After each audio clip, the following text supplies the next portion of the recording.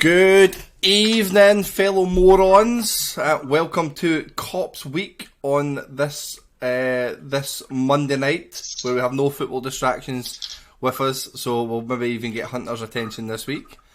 But welcome in, guys. How are we doing? All good. Awesome, man. Happy days. So, guys, this week we are going to be discussing from our Cops theme.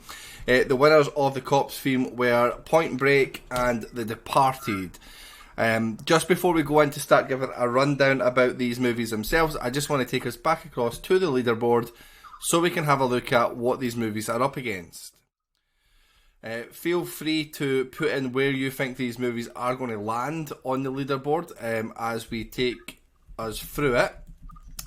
So looking at the leaderboard just now, we have Parasite still sitting pretty at top with a 4.65, then closely followed by Seven, Shawshank Redemption, Wolf of Wall Street and Fight Club. Don't worry guys, I won't take you through the whole list of movies that we've got, but still sitting pretty at the bottom as well as Zulu Dawn, which just can't go any lower. We need to find a film that's got two Z's at the start of its name that's worse than Zulu Dawn to get it off the list. So I think that will be sitting there as a 0 throughout. So, guys, let's get talking. Who wants to kick us off with their thoughts on Point Break? Who's never seen it before? Was that the only person that had seen it before? I've not seen it. I've not seen it. You kick us off then, Sean. Go for Right. it. I don't know really where to start with it. I don't know. I'm looking to do something rating to it. Keanu Reeves was absolutely disgusting in this. One of the worst acting performances I've ever seen in my life. To the point where I contemplate turning it off halfway through it. It was fucking absolutely dreadful. His accent, well, I wouldn't even call it an accent because actually kind of his voice at times he was just very, very boring. I thought it was too much focused on the surfing. Like I just thought it could have at least been cut by about half an hour, 40 minutes or so. I think it was quite long. I found it quite similar to my memory's terrible. What was the film we watched 2 weeks ago with the convicts and playing Con Air? I found bits of it quite similar to that. It was just so silly. I could understand why people like it. I had a look at the scores and all that, and it scored quite highly on like IMDb and Rotten Tomatoes and all that, which I was quite surprised at because I just couldn't wait for it to finish. I thought it was dreadful. Patrick Swayze as well. Like I've not really seen that many films that I can kind of think of. That he's been in, but the only one that I could come back to is really Ghost. And I just think he was really poorly casted for that. I don't think he fits that character at all. Like a kind of surfer type. I think it maybe should have been somebody younger because I just don't think he pulled it off very well. I just really found this boring. I didn't really like it at all. I actually quite did like it, but like before I watched it, I thought Keanu Reeves and Patrick Swayze were like going to be like partners who go on the cover together. Obviously didn't turn out that way, but I just couldn't do the daft. And the whole the thing at the end where he jumps out the plane and they parachute. I can't take it that like seriously at all. Films, I just think it's utter nonsense. And obviously the first time that they jumped out the plane, you're obviously thinking that they've messed with his parachute and stuff like that because they'd obviously just found out that he works for the FBI. But nothing. Like there was nothing happened. They just jumped to the plane and had a good time skydiving and that. I don't know. It was just full way. Like, it was like trying to make it obvious that something was going to happen, and then like nothing happened. But it just felt pointless. Like I didn't see the point in it whatsoever. I just found it really boring, really shit. And also his knee. Obviously, he had to stop playing football because of his bad knee. And then he hurt it, and then he was limping, and then he was fine, and then he jumped out of the plane with a parachute. So he didn't skydive with a bad knee. He referenced it before the first skydive. He landed in water and all that. But then he's fucking jump. It's just stupid. And this whole his wee love interest character and all that. There wasn't hanging about with her, but like there wasn't any build up or anything like that. And obviously, I thought she was going to be Patrick Swayze because they kissed it like when Patrick Swayze's character was first introduced, and then that was just never referenced again. I don't know. I just found it really stupid. And the bit at the end, fuck me, man. You finally get your guy, you've got him in handcuffs, you let him go for a surf. Come on, it's just so. You've got to appreciate the waves. You need to suspend your belief and all that and just kind of go with it. But fuck me, man, that really tested me, that film. Really did. Thought it was absolutely horrible. Well, listen, I was also new into the people that hadn't seen it before, but before I jump into my review, I've just added a little prediction into the chat. So if you have seen this movie or you want to have a guess at if it's going to score over 3 or under 3, you can use some of your channel points by predicting at the top of the screen right now. I mean, I think I'm completely opposite for Sean. I really enjoyed it. I think this is the type of movie that when it first came out, so when did it come out in 1991, obviously I would have only been 4 at this point, but a couple of years down the line there, I think I would have loved it a lot more than what I enjoyed it. It's very of its time. It's does not translate well in 2021. It's just so dated. Yeah. The wee background tracks, it's the same. I've said this many times about these 90s films that we've watched. It's just rinse and repeat. It's like saxophone. It's shite. It's absolutely shit. No, you're alright. You're alright as you're ranting on about how shit it is there. But no, I know what you mean. It is of its time, and it's one of those really obvious, like, you knew fine well from the start that they surfers were the bad guys. There was no twist to it whatsoever. It was very, very cat and mouse standard type of 90s cop / action movie, but I really enjoyed it. Like, when you're kicking around with John Wick and Dalton from Roadhouse in it, you can't go wrong in the movie. These are two actors that are like synonymous with us growing up in these types of movies that people start to really enjoy.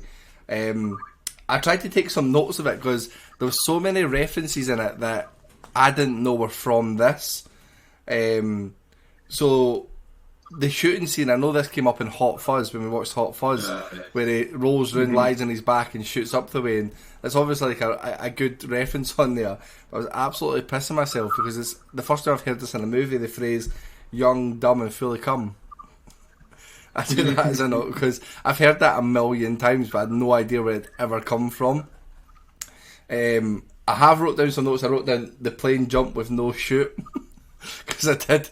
It was one of those, like, if you've watched things like Speed with Keanu Reeves in it and stuff, it's no surprise to you that this is what happens in it, but it is tough. I know what you mean in that sense. But for me, the funniest part in the whole film is when they flung the dog at Keanu Reeves. When they flung the dog at him, and I was like, oh my god, that is absolutely incredible. I can't believe they've flung a dog at him. I'll let somebody else jump in here just now because I'm going to be repeating myself a bit, but I enjoyed it. I did really like it. Dale Notes, thank you for popping in. Thank you for the hype emojis. I'll jump in. Alright, go on, Anna. Right, back to see every box that you ticked for your review, Sean, that is everything I'd written down. It was so over the top. The similarness to Connie, I had the exact same thoughts as well.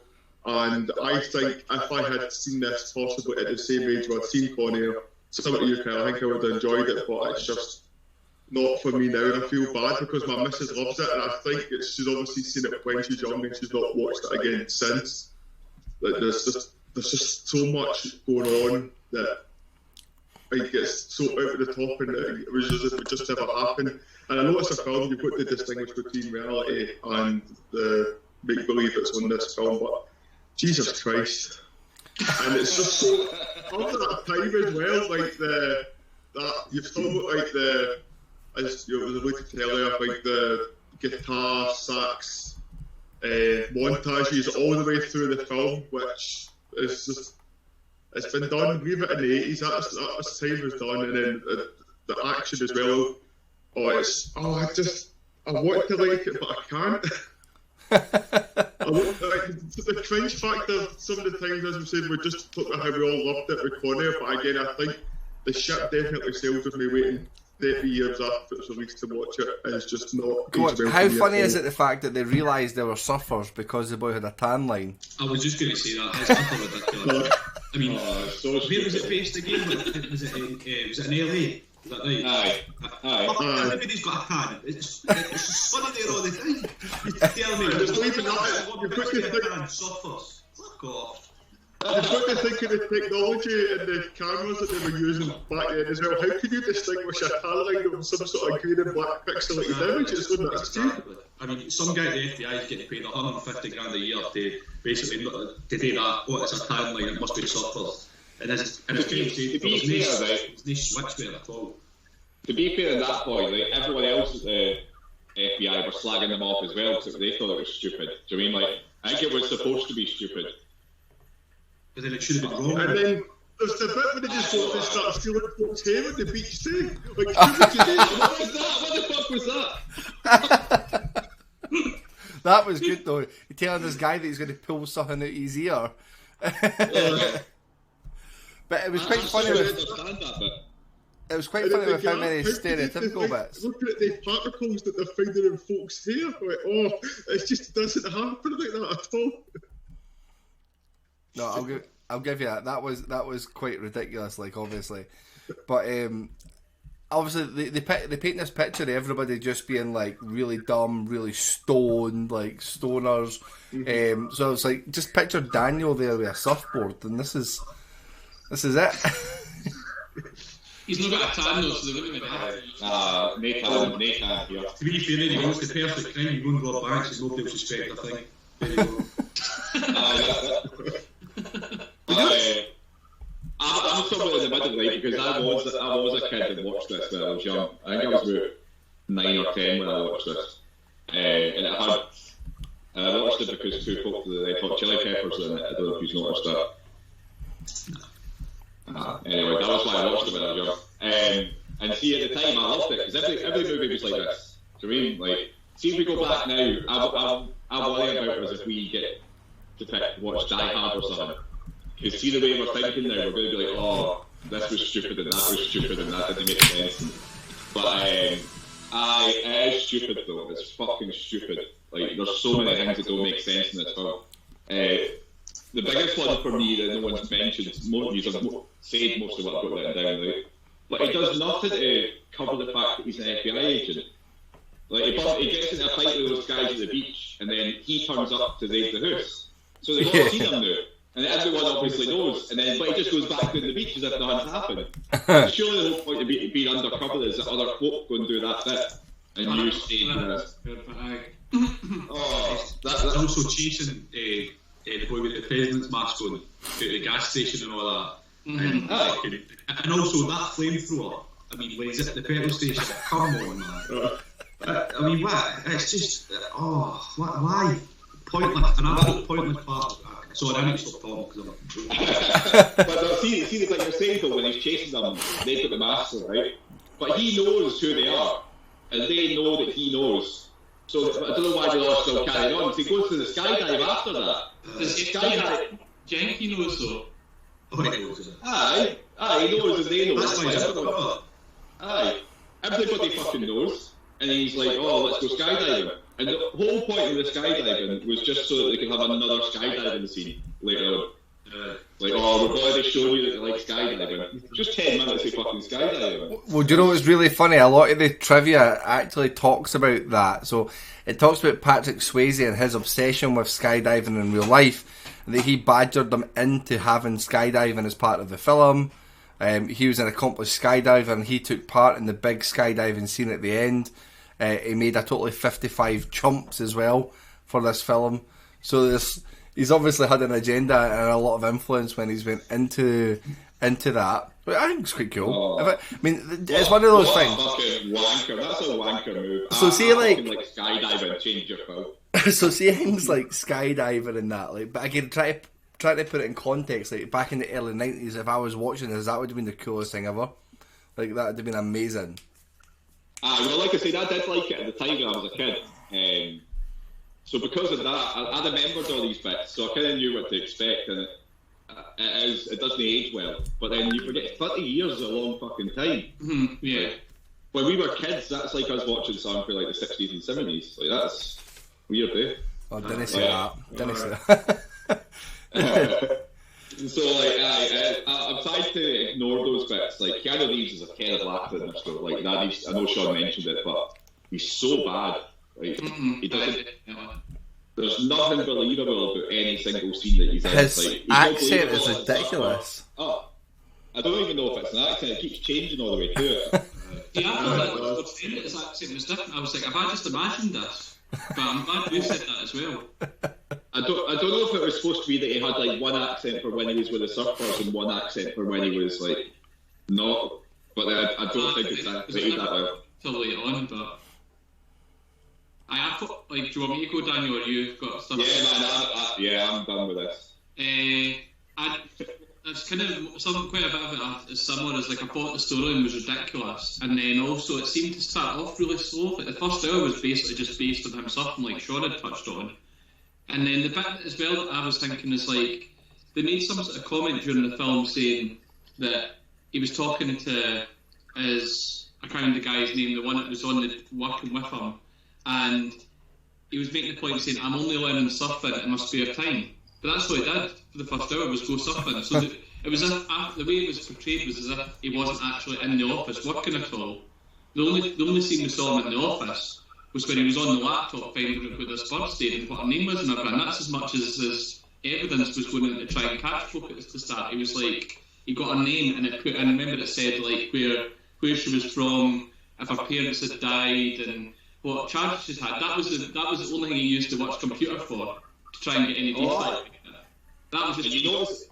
I was going to say, you notice the 90s, like when the good guy is looking up the details of the computer and then pretending that his parents died to manipulate it into shagging her. And what I think is funny as well is that when she found out and she came in and she shot the pillow, and the first thing she says is, "Are your parents really dead?" Like,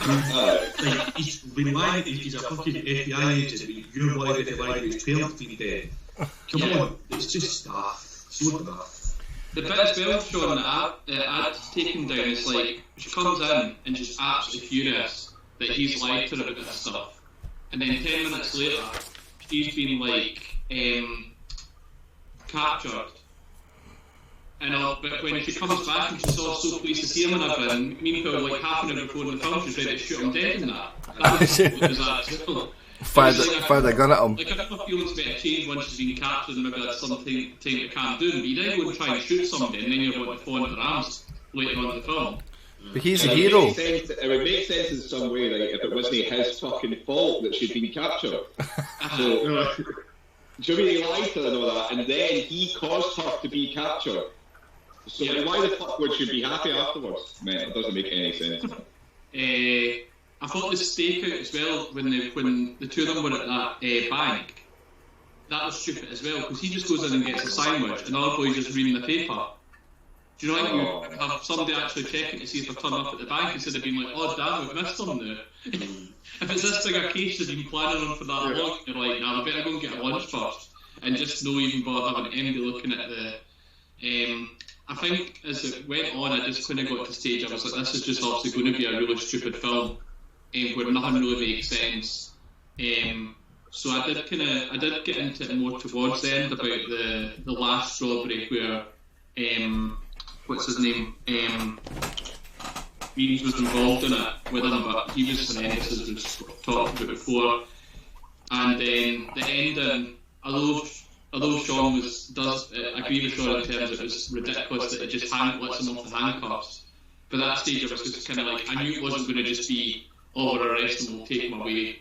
It was going to be something ridiculous, why they'd let him go, or there would be some other kind of reason that he was going to, somebody else was going to be captured, whether it was going to be like his mum and dad after him telling that lassie that they were dead early in the film or something. But at that point, I kind of just given up on it and making sense. But it wasn't as bad as some of the films I think we've watched. I don't think it was absolutely horrendous, but it was really, I feel as if it was really dated as well. Because I don't think even though it is 30 years ago, I don't think of the 1990s, start 1990s as that old. I think it's just because I don't consider myself that old. Where we are, that's where I'm getting. We're old as fuck, man. You are getting on a bit, Burnsy. I know. You can add your stuff, Kel, that's all I've got. I know you spoke before, but I think you had other stuff to add on, you were saying. Yeah, for me, again, it's just... I've taken this as a really light-hearted movie to watch as you're kind of chilling out in the background. It's like... I don't think the movie takes itself too seriously. But what I'm going to do is I'm just going to jump into some trivia that I've been reading here. There was one... I always like to find these ones about the actors that were offered the role before the person who took it. So there was one actor offered the role before Keanu Reeves got it, and that was Matthew Broderick. Oh god, that would have been terrible. That would have been worse. So Matthew Broderick originally beat the following 4 actors who auditioned for it, which was Johnny Depp, Charlie Sheen, William Dafoe, and Val Kilmer. Charlie Sheen. That would have been absolutely No, but this is Charlie Sheen in 1991 when he was doing Platoon and all that. It's no the Charlie Sheen you know. It's like he'd have been good in this, I think. He'd have been better than fucking Keanu Reeves was. I think I could have been better than him, to be fair, so I don't want to say much. Yeah. There's a lot just trivia about the fact that Swayze wasn't even there for most of it. Every time he was in the mask, it wasn't actually him because he was filming Ghost. It was his stunt double. So all the big action scenes for him, it wasn't even there. So wait a minute. He just fucked up. Did 55 Skydive 55 times and fucked off again. Went suffered for a bit and fucked off again. Pretty much. Yeah, there's not too much other things that he done there. There is a lot about Keanu Reeves saying here how he studied with the FBI on how to be an FBI agent. He went to Hawaii to learn how to surf properly. He trained for the American football scenes. Interesting, the American football scenes on the beach where they're playing is the same beach and area that they used for Karate Kid, which I thought was quite interesting. I mean, that was a wasted that work for this. Like, what a waste. Like, none of that came across, did it? No. Obviously, on that subject, he's surfing, how he basically went from being not able to surf at all to surfing in the dark whilst intoxicated, like in the space of 2 weeks. That's it. And I'm glad I found this because it really annoyed me because I could not picture who he was. But Tom Sizemore makes an uncredited role as a DEA agent. He's like a really skinny Tom Sizemore in it. So I'm quite, because I seen him earlier and I was like, I need to Google to see who that was. But yeah, I forgot. Other than that, I think for me, I just enjoyed watching a movie with Gary Busey in it because you don't see many of them. I've certainly not watched that many of them, so I was quite happy to see Gary Busey kicking around in a movie. I'll probably need to go and watch Under Siege or something to get my Gary Busey fix. There was a winner for some awards for this, obviously not at the Oscars, but they did have a winner for MTV Movie Award for the Most Desirable Male, which was Keanu Reeves. And he beat out Patrick Swayze for the title of Most Desirable Male. But that is pretty much Point Break in a nutshell. You touched on about the Red Hot Chili Peppers, that's popped up here as well. But yeah, let's jump on and have some scores for this. Let's start off. I've wrote an order out here, so we'll start off with who gave it a glowing recommendation at the start. We'll start with Sean. 0.5. I'm not going to say about it, to say I just didn't like it at all. It really dragged out. It just felt like it went on forever. I watched it yesterday. Just couldn't wait for it. Just before we move on to the next person from Sean, the top reviewed bit on IMDb's reviews for it says they don't make movies like this today. Who misses Swayze? I do. He was as good in whatever movie, but particularly good in this one. Such a wide range of acting. Hadn't seen it for years. It came up on TV, so I've recorded it so I can watch it again. Wow. It also has a 7.3 out of 10 on IMDb. So, stark contrast to what Shawnee Boy's giving it there with his 0.5. Burnsy, you are up next. I'm going to give it a 1.75. 1.75, Burnsy. Would you rather watch this again or No Country for Old Men? This. Yes. A little bit of Daniel's soul leaves him every single week that we do this. Daniel, will you follow that, please? I'm giving it a 1. I couldn't give it a 0 point something. I felt like that was harsh, so a 1. A 1 coming Nothing from else to say about it. Daniel. Hunter?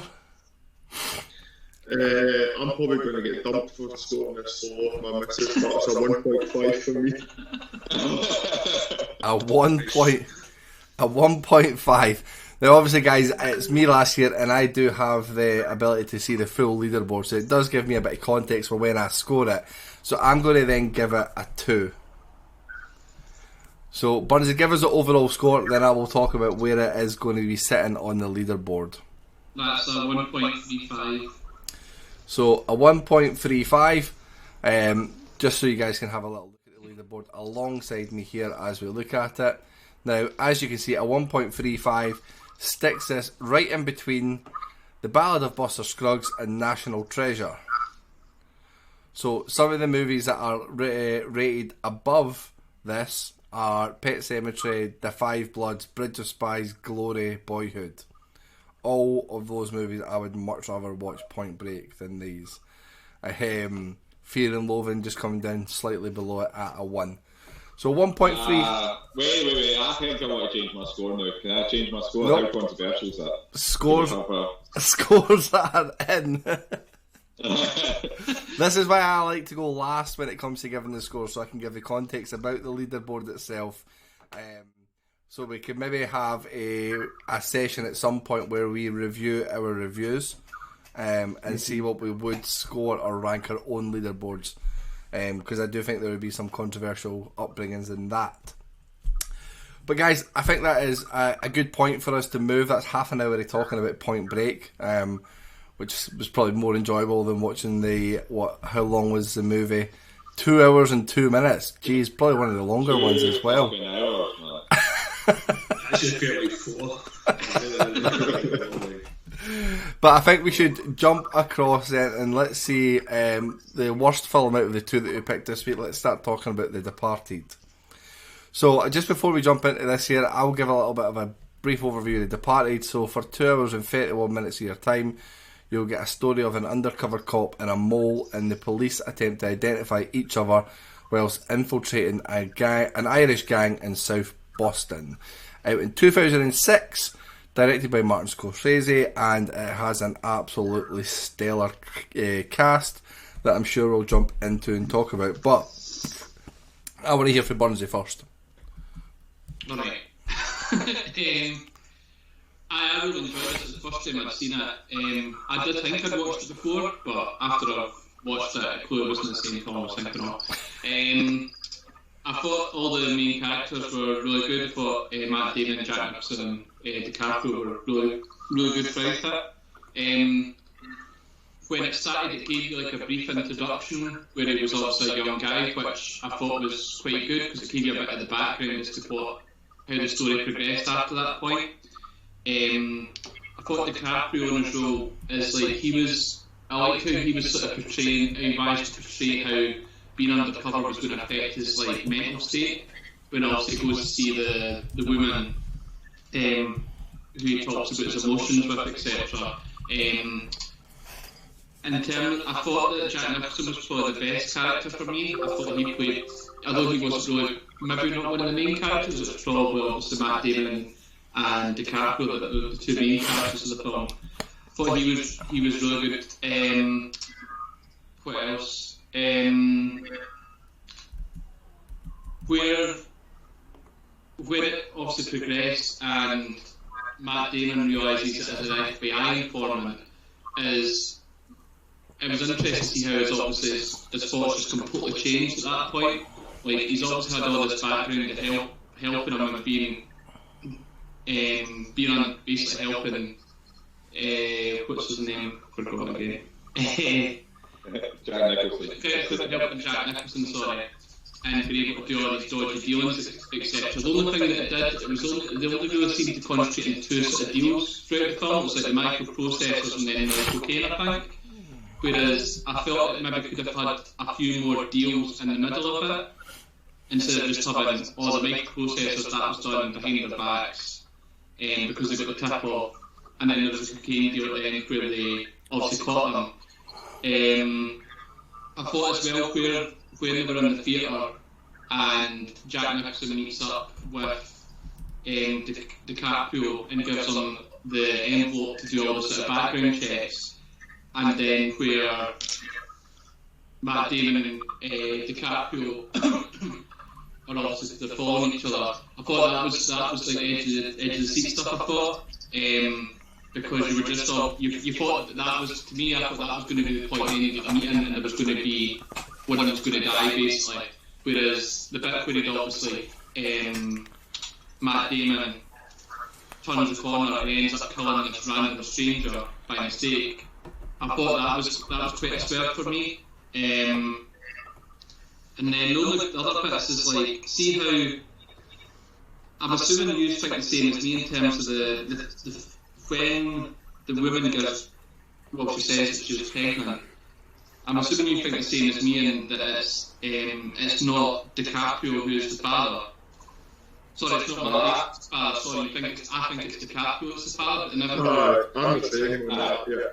Because they sort of tell you that because earlier on in the film, Matt Damon's character can't get it up to remember he's got. Yeah, because it's sort of, I think it's sort of, when I was reading about it after, there was sort of saying that there was a possibility of him having her as a sort of background to sort of show off, and he's actually gay. I didn't expect him being gay. I just thought like that was obviously because he couldn't get up there on the film. That was as much as I was thinking about it. And obviously, you see the way she's affected at his funeral as well, kind of confirms that as well. But as well, when Madeline name was, is that when he goes round to give her the letter and says like, keep this until I tell you to open it, basically. And at that point, you can tell she's wanting to tell him something, which I'm assuming is her saying I'm pregnant. But he says like, wait 2 weeks, and if you really want me to tell you this, then you can tell me then. I think that was also what I was going to give him. But I just thought it was a bit weird how that both of them, it seemed a bit too coincidental that both of them knew this woman and saw an affair with one of them, and she's living with the other guy, and they're two like arch enemies, I feel like. It seemed a bit too coincidental for me. That was the only part I didn't really think was well done. It just seemed a bit bizarre, that bit how there was just a woman stuck in the middle. Like Hunter said at the funeral when she was that upset, is you wouldn't have thought that it wasn't touched on that Sullivan even knew that his girlfriend would have known who Costigan was. So he would have surely been like, why the fuck are you so upset about this guy dying? I feel like, Craig, I don't think anyone's ever concentrated so much on that relationship part of this film. It's so funny because it makes sense what he's saying. I did not pay any attention to whatsoever. Like, I couldn't give a fuck. What a week was the lockdown just totally changed his perspective on films now.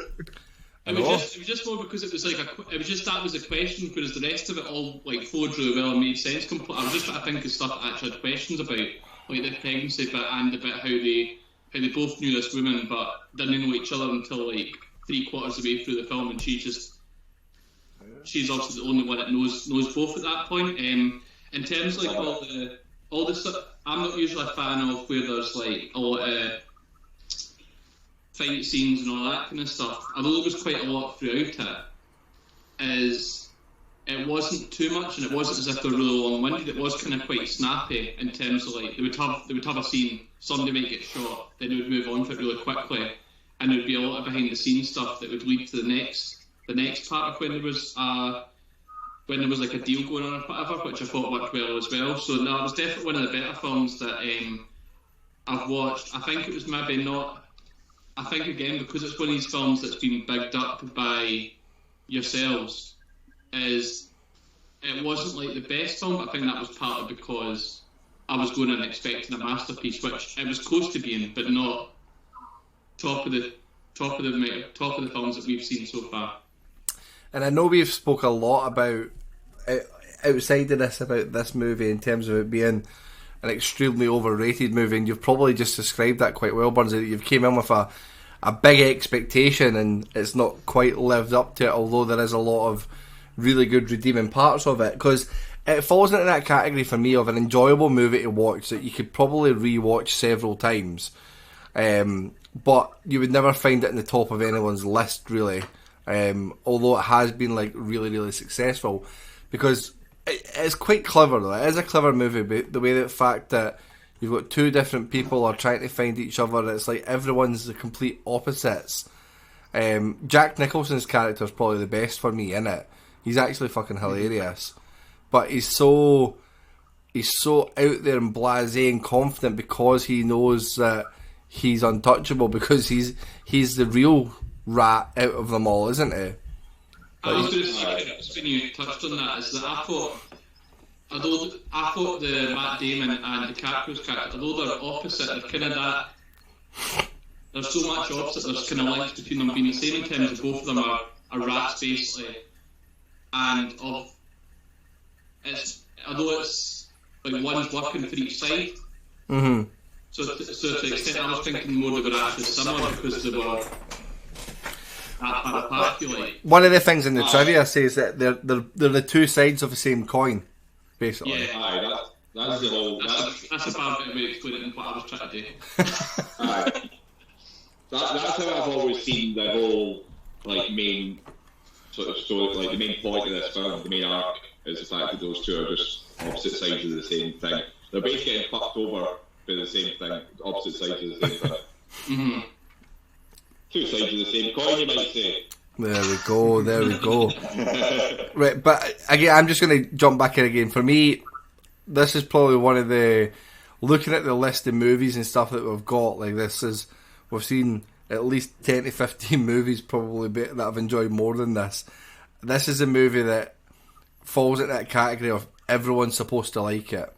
Like, you're supposed to like this movie, it's supposed to be really good.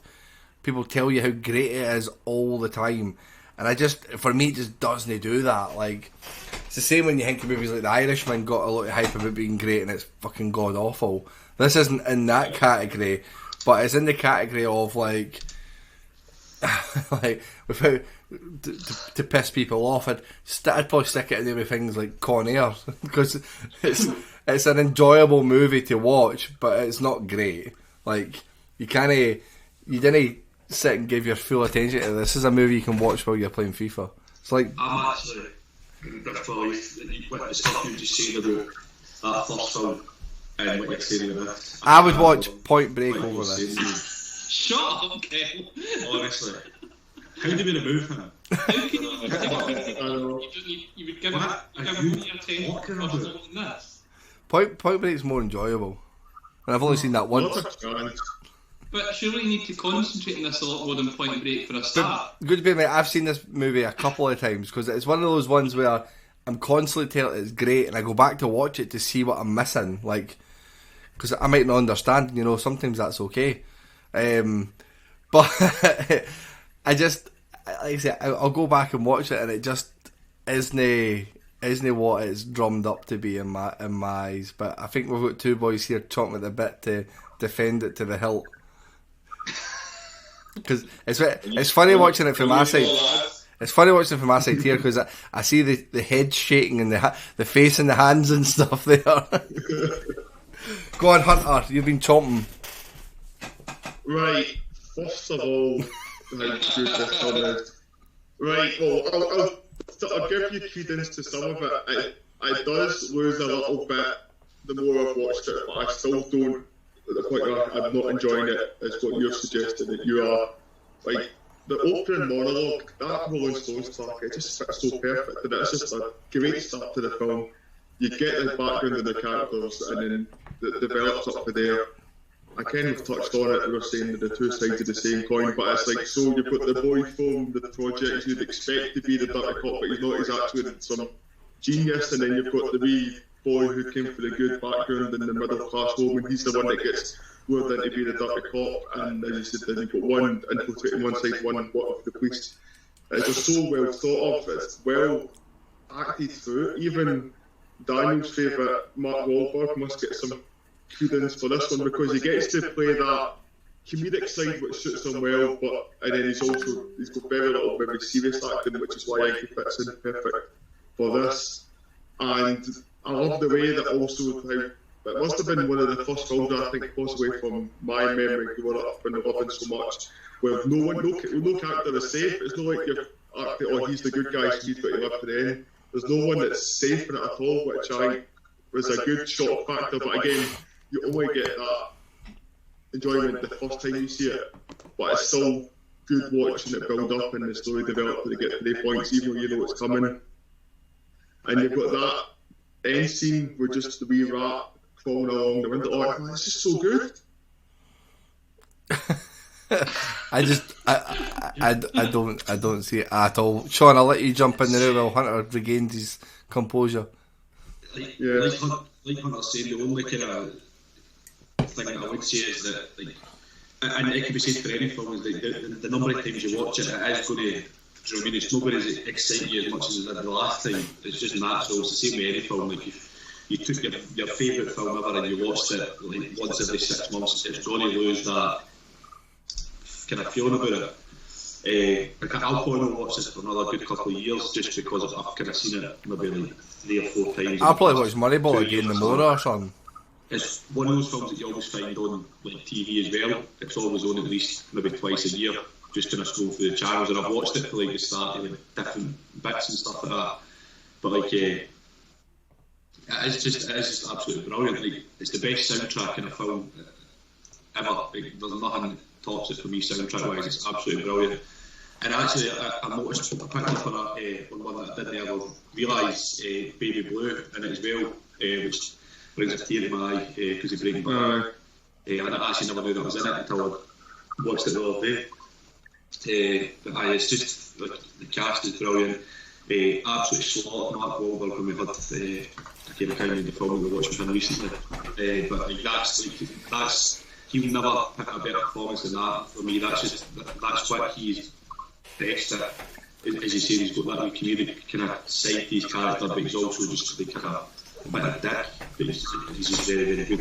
He was absolutely brilliant at it. But it's one of those films that's definitely in my top 5. Like, I don't agree with what Kerry said at all about how it's a film that people, like, it's not going to be anybody's favourite film. But see, when you think, because it is close to a masterpiece as you're going to get. I mean. But it's like, for me, it's like massively flawed though, because this criminal enterprise that Jack Nicholson's character runs, but they can't spot the completely and ridiculously obvious mole of Leonardo DiCaprio that they've got in the ranks. Like, they knew he was a cop, so they put him into jail. Surely they would have been able to find out something more. He goes against them at all these different points. Like, all the stuff starts to come out when he joins there. Like, you spend 2 hours watching them being... They've got their own law in the police though, so he's obviously done all the checks and can't find it, so then they're going to think, oh well, he mustn't be in. Well, they did try, and then obviously they did try to find out if he was they brushed him off once on one thing they went for about not mentioning that they were using new guys, and it was like he did just not to that person, because they were then also worrying not about releasing stuff. It was just, for me, it was like, it made Jack Nicholson's gang, so to speak, look thick as fuck, because they were all thick as fuck. Like, I'm kind of in the middle between. I'm not as far as Sean and Hunter and how good it is, but certainly not as bad as what Kyle's saying. Even when I first watched this, I just thought it was decent. I didn't think it was like this amazing, outstanding film. I think my issue with it is I think this is where Scorsese started to get like bar 2 Scorsese. I don't know if that makes sense, but it's like, here's a twist, and there's a twist, and it's twist. Now he's deep, now there's a twist. But you think the film's over, but it's no, there's a twist. The film's finished now, but there's another fucking twist. Like, it was just non-stop. It's like twists, then music, then guns, and then it's a bit like, and Scorsese describes like Marvel movies as being a bit like a theme park ride. That's what I feel this is like. It's just like stuff chucked at you a lot. And it's cool. It's a cool film, and all the performances are amazing in it, and that's what makes it good. Like every person, I think Alec Baldwin's will be mentioned, but I think even he's good in this. Yeah, he was good in it. Everybody, Ray Winston as well, I think he's class. And I think that's what makes it. I think actually this is a really shitty script. Like, it's almost like an M. Night Shyamalan tries to do a fucking cop gangster movie. Do you know what I mean? Like, it's just constant little things, and then the bit where it loses it for me is, see when they're doing the elevator thing and they've all shot each other, like, and he comes through the net, turns out there's this other guy, and he was at the mole the whole time, and it's alright, they're on the same side, and it's just too much. There's like a mole within a mole who's hidden within the moles, like. But they had that earlier as well when he knocks out Johnny Bag's teeth, and it was like, oh, he was also a mole. He was on the inside. It's like, he was on the inside, and the ginger guy, was it the ginger guy, who died? Yes. When it died, something like that. I don't know if it was a puppet. He was a fucking mole. Everyone was a fucking mole. Like, I think it was just Jack Nicholson and Ray Winston, and that was it. Like, Jack Nicholson's a rat.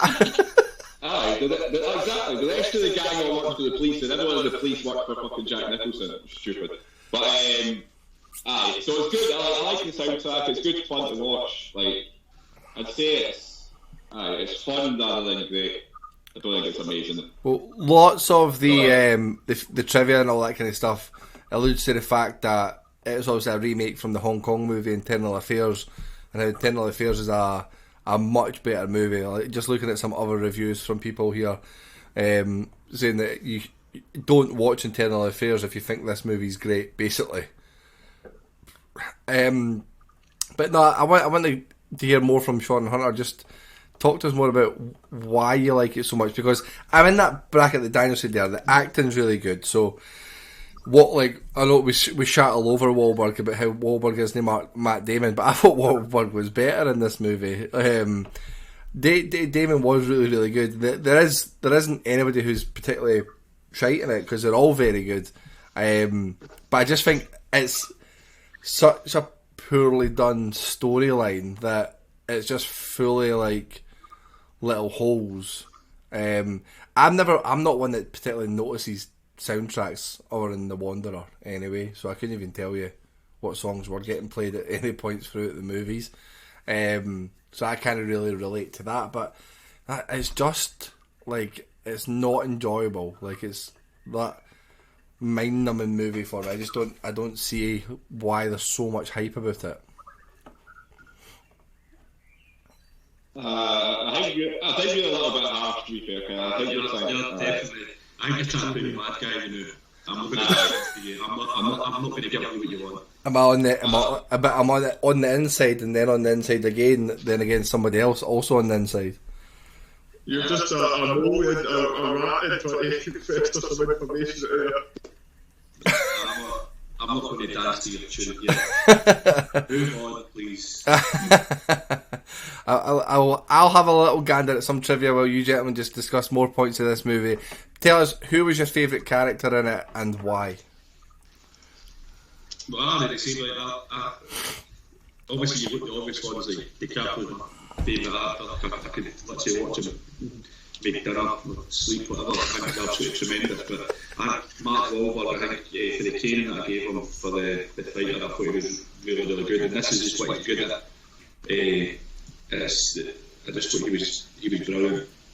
But my point on Mark Wahlberg, right, is that Matt Damon could have played Mark Wahlberg's character in this, but Mark Wahlberg could not have played Matt Damon's. They're interchangeable, except Matt Damon's just better. I'm not arguing with that. I just think the way that Matt Wahlberg played that character, I just thought it was absolutely perfect. And that's just, he peaked there. He's not going to pick a better performance than that for me, and I've yet to see if he has in any other films that I've seen him in. I think he's better suited to. I think he should just stick to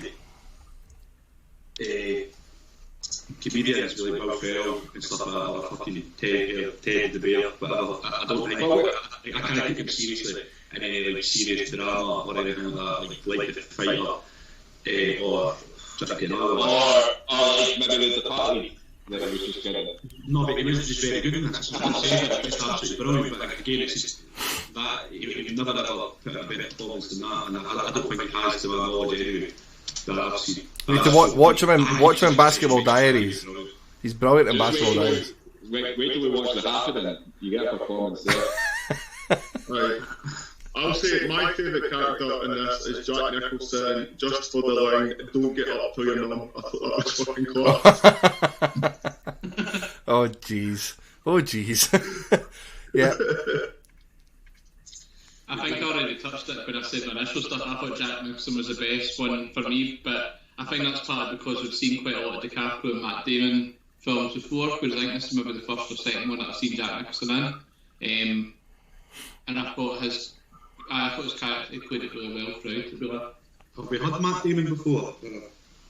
I don't know if we've had a Matt Damon film. I think that's the first. I think there's something, but I can't remember what. I don't think so. Do you know what? I saw a Matt Damon interview once, and he was talking about this film. And see the bit where Jack Nicholson kills the woman and she falls over, and he goes, "She fell funny." He just added that whole conversation himself. So like Ray Winston saying, "You need to see a doctor." That was all just ad-lib, just because she fell funny, essentially. Well, guys, I'm looking through the trivia, and a lot of it just kind of talks about the Hong Kong movie, but my favourite part of all these trivia is it does highlight other actors that were offered the roles. So, who was offered the role of Sullivan before it was taken on? Matt Damon. No, not Matt Damon. So he was obviously, he wasn't the original selection for it. Who was the original person that was offered but rejected it to film something else? Where did that? Was it Colin Farrell? Wasn't Colin Farrell? No. Christian Bale. Nope. Eminem. Nope. So originally Brad Pitt was cast as Colin Sutherland. That would have been good. But he dropped it to work with somebody in Babel. Yeah, Babel. We should watch Babel. That'll get mixed reviews in here. I've never even heard of it. And the other person that was offered to be Costigan before DiCaprio was Tom Cruise. Oh, how bad would that have been? I just presume because Scorsese and DiCaprio work together on a time that he just writes a script and if DiCaprio's on the cast, it's when he's just writing the script. How many films have they done together before this? Maybe one. Body and Lies. But if I maybe one or two, since then it's been We've got them again next week. We've got Shutter Island next week, which is them again. Oh God, more DiCaprio. No choice, guys.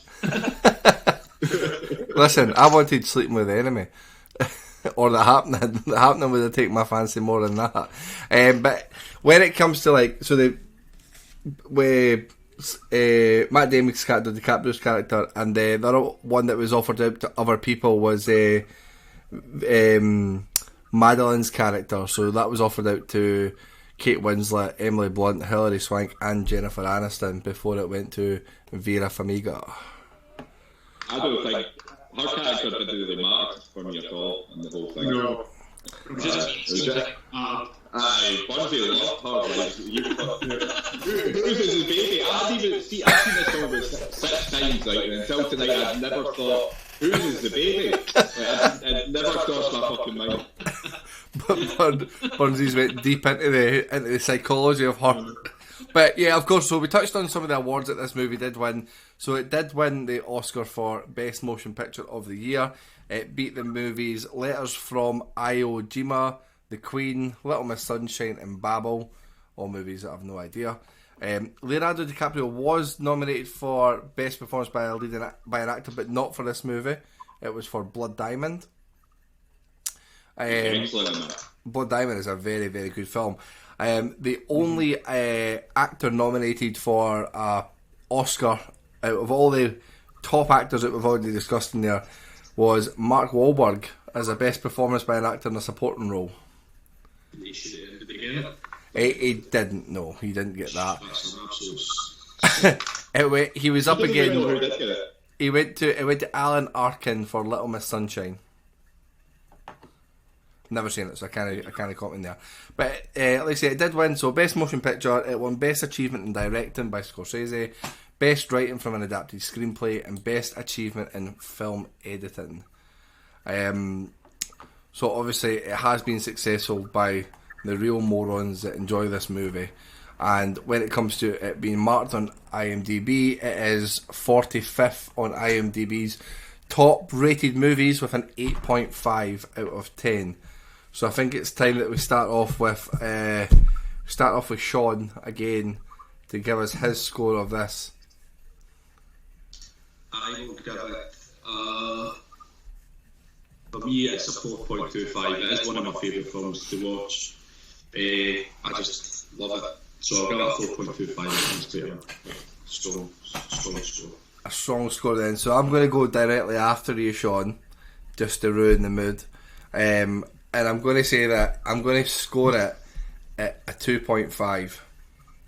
So a 2.5 for me probably would have been a little bit lower because the storyline's shit, but the actors are really good. So Burnsy, you're up next. I'm going to give it a 3.75, just slightly below what Sean said. A 3.75. So this one would definitely be better than No Country for Old Men.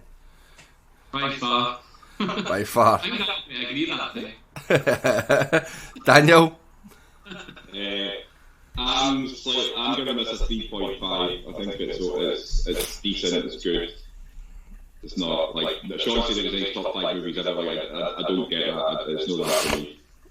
So Yeah, it's in my top 5 as well. Wow. Go on then, Hunter. You score us up. 4.5 for me. I basically look at Kevin's face, but his face has changed in 58 minutes. Just getting the fingers to you just can't see me. Go on, Burnsy. What would that then score us to be? That's a 3.7 overall. A 3.7. So let's make some boys sick with telling you where this comes in. So this comes in at joint 10th with The Hunt. I think that's fair. I think The Hunt's better than this. Yep, I'd say The Hunt definitely better than this. This narrowly beats Uncut Gems and Moneyball. Aye, that's fair. It's better than Yeah, that. definitely better than them. And movies above it are things like Short Term 12, Trial of a Chicago 7, The Fighter, No Country for Old Men, and obviously the top ones. The Fighter? Basically, Christian Bale is carrying Mark Wahlberg above his performance in The Departed who was nominated for an Oscar for. Aye, nobody in this is as good as Christian Bale is in The Fighter. And everyone in this is amazing. Yeah, that's true. He is very, very good. So, some obviously really mixed reviews on The Departed there. But guys, it is Cop Week, and we were discussing earlier that we have watched another Cop movie quite some time ago. So this will be interesting to see if people can remember it. We're going to add a little bonus extra in for you guys. We've got 14 of you sitting here watching us just now. So we are going to talk about the movie Heat. So I'm just going to get information up about the movie Heat because I never did that because I forgot we were doing it. Although it is on my notes. So Heat came out in 1995, starring Al Pacino and Robert De Niro. This is a group of professional bank robbers start to feel the heat from the police when they unknowingly leave a clue at the latest heist. This was directed by Michael Mann, and like I said, there's a really good cast in this one as well. So Al Pacino, Robert De Niro, Val Kilmer, Tom Sizemore, some really, really big actors in there. Came in at a really strong 8.2 on IMDb, and it is 126 on their top list as well, so really highly thought of. I do have the information about what we discussed at the time. Would you like me to talk you through it and then we can just review our thoughts in the order I talk it? Yeah, go for it. Do us one at a time. So we'll start off with you, Daniel. You've put here Heat, Good solid movie. A little on the overrated side for me. Great performance from De Niro and Al Pacino, that'll be in Europe Pacific. And the scene with them together is gold, but it's not as amazing as I remember, and you gave it 3 stars. I still feel exactly the same. I think the actual scene where you get Al Pacino and Robert De Niro together, it's like this sort of mythical thing that I think I don't know if there'd been movies. I know there'd been movies since, right? But that was the magic. Was those two in that scene sitting in that restaurant? I do think that the rest of the film is kind of lacking. It's just sort of, to me, I could go. I'm prepared to go watch that scene on YouTube and watch this film again. That's what I would say. Fair so, enough. It's good. It's just I don't know, man. It's no amazing for me. It's alright. It's decent, but that scene's amazing. That scene brings it up. Happy days. And we'll jump on to Burnsy next. So Burnsy, thought De Niro was awesome. Didn't enjoy the massive shootout, as that's not my thing. There did seem to be too much going on at the start for me. I struggled a little to get to grips with it all. I did like De Niro and Pacino together. It was definitely right into the film after the past hour. So it took you an hour to get into it. I can't really remember the first hour at all. It's like, I think what Daniel had mentioned before about how the scene where he pulls them over and then they're talking to each other, you can see this like mutual respect there, even though they're obviously on completely different sides. I thought as well when they were talking about Al Pacino's touching his personal life, about he was obviously that engrossed with his work that he didn't have a home relationship really at all. And I think I seem to change my mind about the massive shootout. I was saying that before we came on. It's like I was reading back what happened to the film. I was like, I really enjoyed that. I also didn't at the time. But at the end of the airport, when the two of them were together, that was awesome. I thought the ending, because I didn't have any idea how it was going to end. And it was quite a long scene. It wasn't as if you were at any stage thinking, right, come on, get on with it, somebody's going to die and get over it. It was just, you were just engrossed. So I quite enjoyed it, yeah. Happy days. So yeah, in hindsight, 8.5 maybe? You gave it a 3 stars at the time, sorry. Should have said did that. Okay. A 3 stars at there, so it sounds like there may be a little bit of movement in your score. Who do we have next on the list? We have Sean. So Sean also gave it a 3 stars. Says, thought it was good. De Niro and Al are both very good. I felt it could have been a little shorter, as it did feel like it dragged on a bit, but it was a decent watch. So this movie came in at 2 hours 50. So yeah, I see what you're saying there. I can't remember what happened in the fight, or never mind Heat. So you're not going to get much out of me here. I do remember it being long.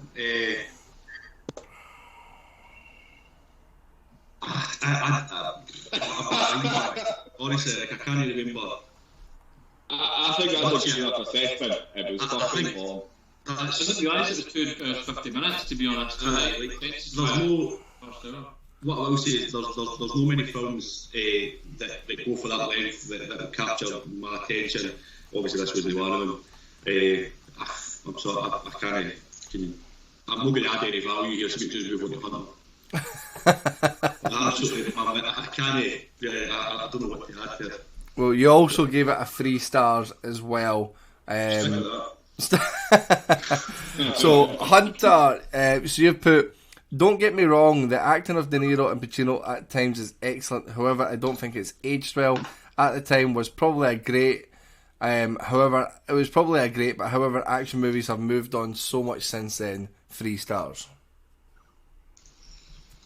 Again, hopefully similar to what kind of Daniel said, it's like maybe back then in the 90s when this came out, obviously you had the two heavyweights, the acting and Pacino and De Niro, first time together on screen, that sit down when they're having that meeting in the restaurant, that maybe was like proper blowing your mind, and you went along with the rest of the film just to see that. But if that's what you're pinning the whole film on, it's not going to stand well over the test of time. And people who are going back and still reviewing this have probably got an emotional attachment to how they felt watching the film back then. But it's just, there's nothing, even the sit down scene itself, it's not as if it's groundbreaking cinema. It's not something that's totally revolutionised film. It's just two actors sitting talking. And it's not as if they're doing anything overacting. It's not like a Daniel Day-Lewis or a Christian Bale. There's nothing breathtaking about either one of the performances in the film as well.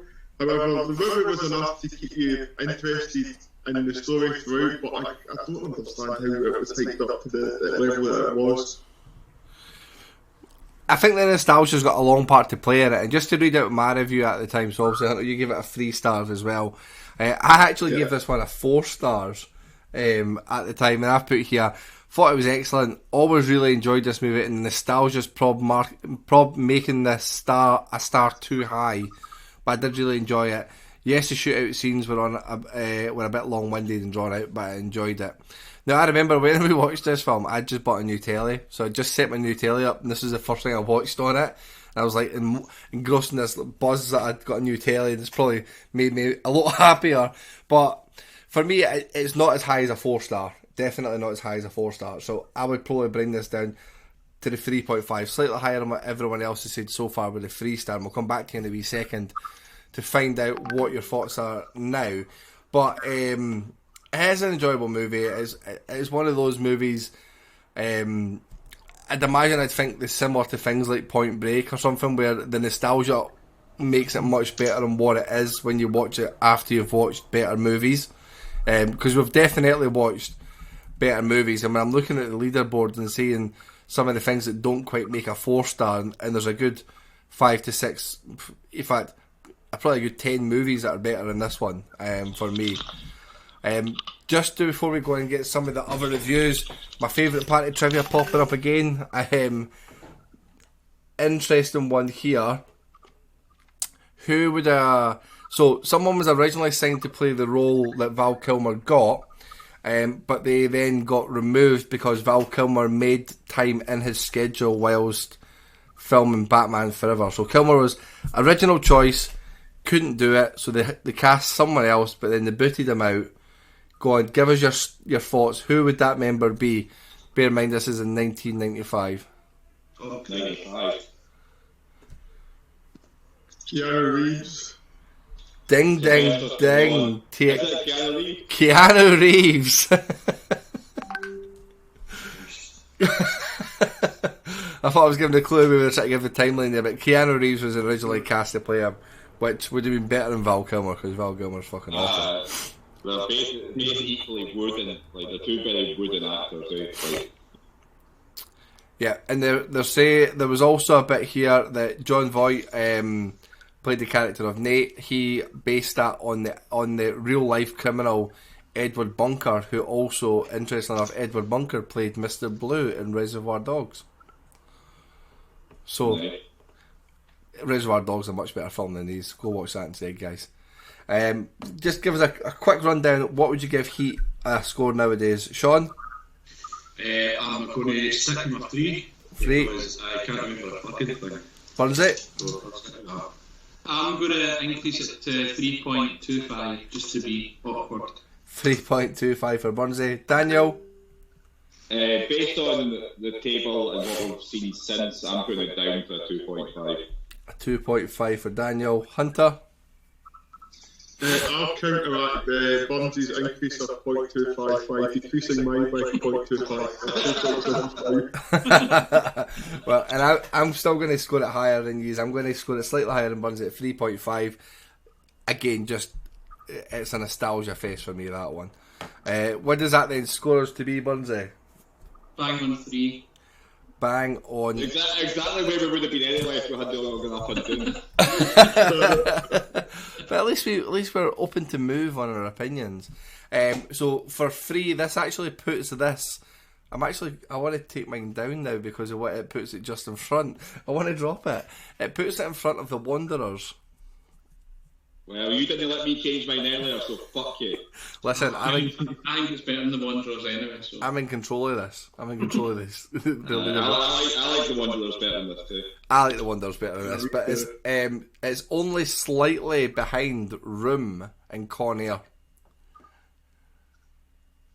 I like Con Air better than this. Yeah. I feel like we were too excited in our first week of streaming with them. It's too high. It needs to get bumped down a wee bit. What, Con Air?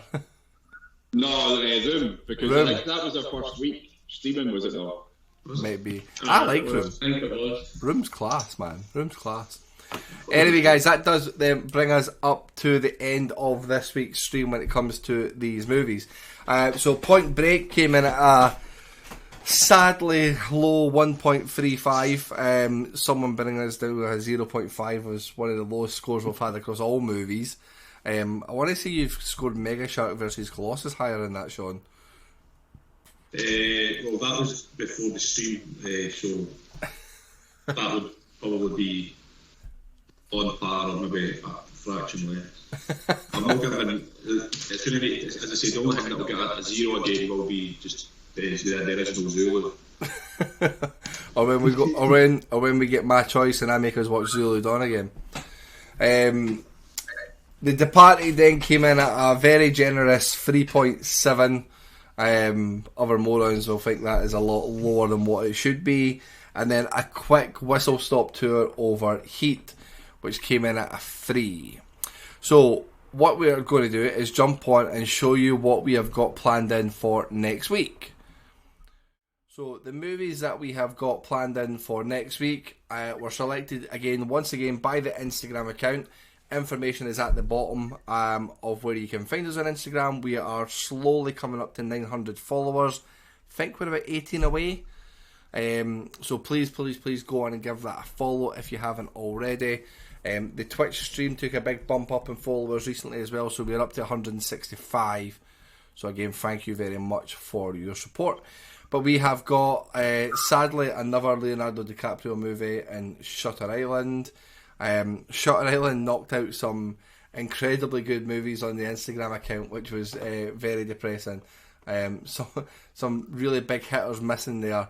And Shutter Island is going up against Jake Gyllenhaal's Nightcrawler. But I wish we had Looking forward to this. Psycho getting beat was quite shocking for me. Yeah. After that, I thought Shutter Island would just win. People love it.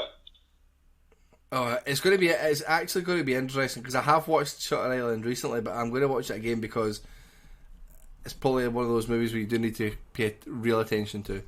But we'll leave that information for the next time. But what we'll do is get ready for our wheel spin and let's see what we're going to have on the agenda for the upcoming week. So we added a few more categories in. We added in Naughty's comedy and Naughty's action. We also added in Daniel Day-Lewis movies by popular demand and true stories / based on true events. I was going to type in Hunter's 4-sentence long trying to work out the word stories, but I thought it will be best to spare everyone of that. So, guys, what are we hoping for? A quick rundown. Have we no putting on the other one as well? We choose one, no? We can do. How would you like me to place that on? Just put in Moron's choice or each? Just I would put all our names in separately. Okay.